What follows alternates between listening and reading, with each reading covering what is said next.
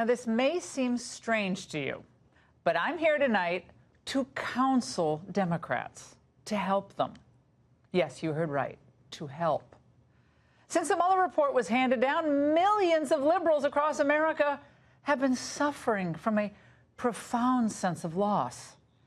These feelings at times seem overwhelming. Calm down. Breathe, Ron. Breathe. The man! That's from the motorcycle! What did the bad man do, Ron? I'm in a glass case of emotion! Oh, bless their hearts. After all, they have invested so much of themselves and their futures in Robert Mueller taking down the president. They named their dogs after him. They lit candles for him. They even wore his name. They venerated him. And they gave him thanks. Thank you, Robert Mueller, and everyone working to make sure that we have sovereignty for the United States of America. You see, Mueller wasn't just a special prosecutor to Democrats. He was a deity, a Messiah-like figure who would deliver them from the evil of Trump and wash away the sin of the 2016 election. Let's face it, even though built on rage, this was a religion for the left.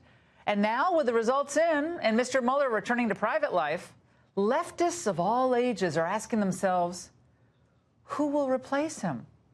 What to look forward to now that it's all over? How to go back to normal life without the excitement of the investigation unfolding day after day? What will fill the void? Well, recovery won't be easy, I'm not going to lie to you.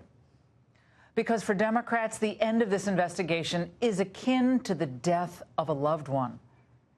They'll need to develop coping mechanisms and do a lot of interior work. Only then will the Trump haters be able to put their loss into perspective and then move on.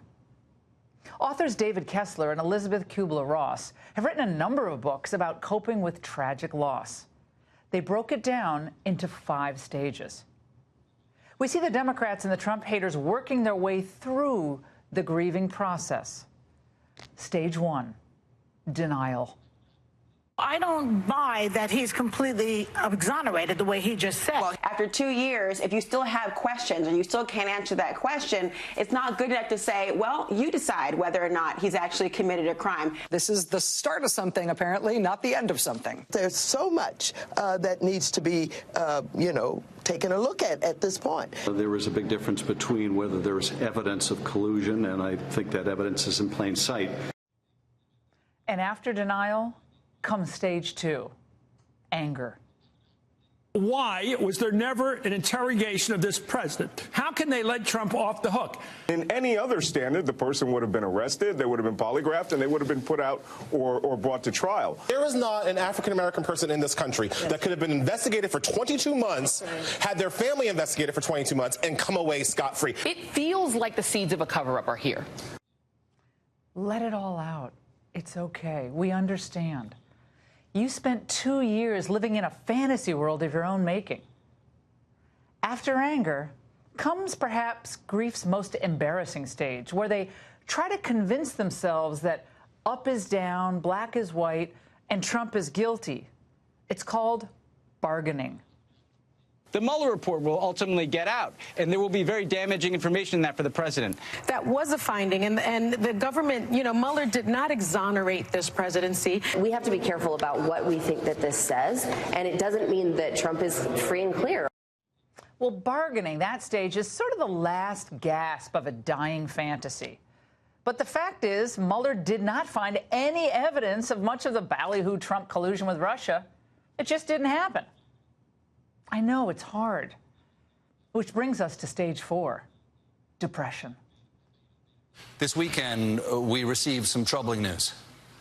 Our president is not a Russian asset. Obviously, right now, we have mostly just a ton of questions as to what Mueller's report says, how complete it is, who gets to see it, who gets to decide who gets to see it, and when. There is an honest level of sadness and disappointment and disorientation among progressives and Democrats. And I think it goes deeper than just, what's in the report. As sad as it is, the next level of grief is perhaps the most important. Stage 5, acceptance. And this is where liberals are in real trouble, because for them, there is no acceptance of the Mueller findings. There can't be. So they opt instead for vengeance. Attorney General Barr should be required to testify before the United States Congress under oath. He should come before the United States Congress. I do not deeply respect and trust the Barr summary. I will certainly recommend that we bring Bob Mueller in to testify, that we take it to court if necessary. Okay, so many of them just will not accept this loss. But Rebecca Dudley certainly does. Remember, she was the woman who co-created this button and sold more than 48,000 of them to liberals all over the country. Who said faith was dead? She told the New York Times this week of the Mueller report that, quote, she knew there was no way anything could live up to 2 years of hype. So she's thinking of creating a new button to restore hope in the hearts of leftists everywhere.